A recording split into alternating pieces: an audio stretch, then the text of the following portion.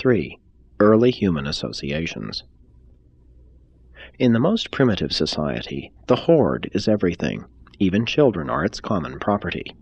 The evolving family displaced the horde in child-rearing, while the emerging clans and tribes took its place as the social unit.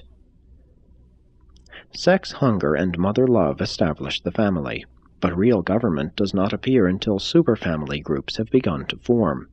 In the pre-family days of the horde, leadership was provided by informally chosen individuals. The African Bushmen have never progressed beyond this primitive stage.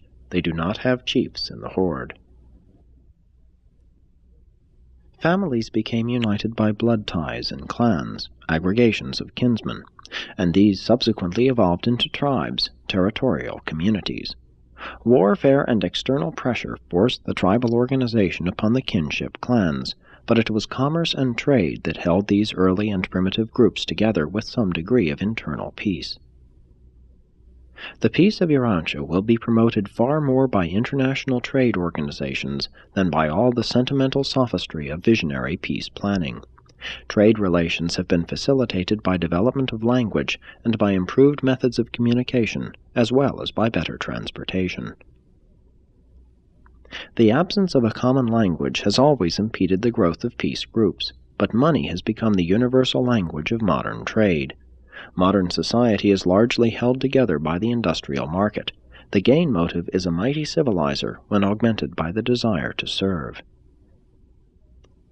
In the early ages, each tribe was surrounded by concentric circles of increasing fear and suspicion. Hence it was once the custom to kill all strangers, later on to enslave them.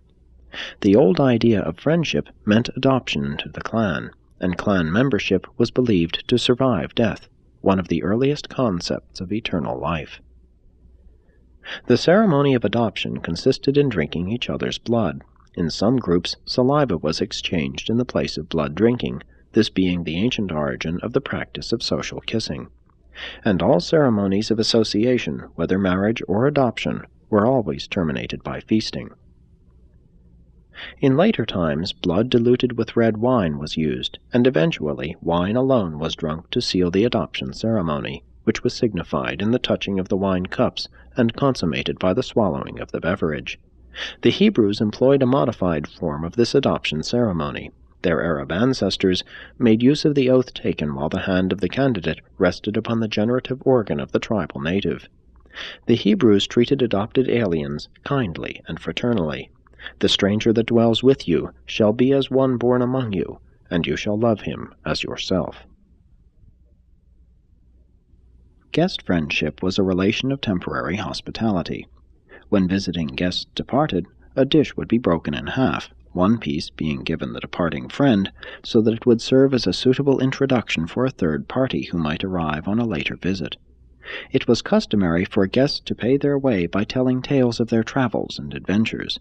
The storytellers of olden times became so popular that the mores eventually forbade their functioning during either the hunting or harvest seasons. The first treaties of peace were the blood bonds. The peace ambassadors of two warring tribes would meet, pay their respects, and then proceed to prick the skin until it bled, whereupon they would suck each other's blood and declare peace.